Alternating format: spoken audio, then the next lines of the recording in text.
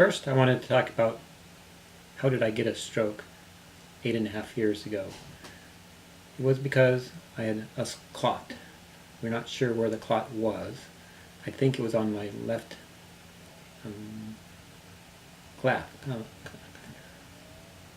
calf. It's difficult to talk sometimes. We're not sure if that was the case, but the neurologist was saying that's probably where it was. I was skiing the weekend before that. Went up to Mount Hood. I was skiing with Derek and John and Chris, and I was rubbing my calf when I was at work one time, and I think that rubbing my calf was dislodging the clot at that time. There's also what else? Something else happened as well. It turns out, I'll back up a little bit. That night, I went to sleep, and I was awake. I was going to the bathroom, and my wife was reading, and it was about 3 a.m. at that point. And then I went to sleep. I went to sleep, and my wife was still reading, and then something happened. I didn't know what it was, so something was wrong. I didn't know what it was, but I thought maybe I was just lying in the wrong position, and I was rubbing my chest. And my wife, his name is Devon. She asked me, "Are you okay?" And I didn't know what Devon was talking about, so I didn't respond. And then I was still rubbing my chest, and then after another minute passed by, Devon was asking me again, "Are you okay?" And I still didn't know what my wife was talking about.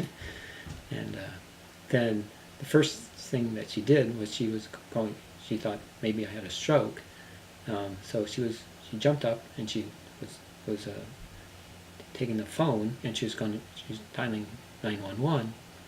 And of course, me being a man, I quickly was hanging up the phone. At that point, my wife Devon went to another room and called 911. And a medic was there really quickly. About 5 minutes later, the medic was there, and she asked me. They asked me, "What's your name?" And I still didn't know what the medic was talking about, and it's kind of weird. But I didn't have the words in my mouth anyway, so it didn't really matter.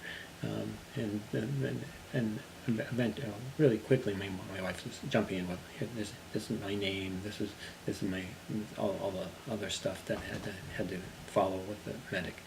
And the medic was saying, I think Tim had a stroke."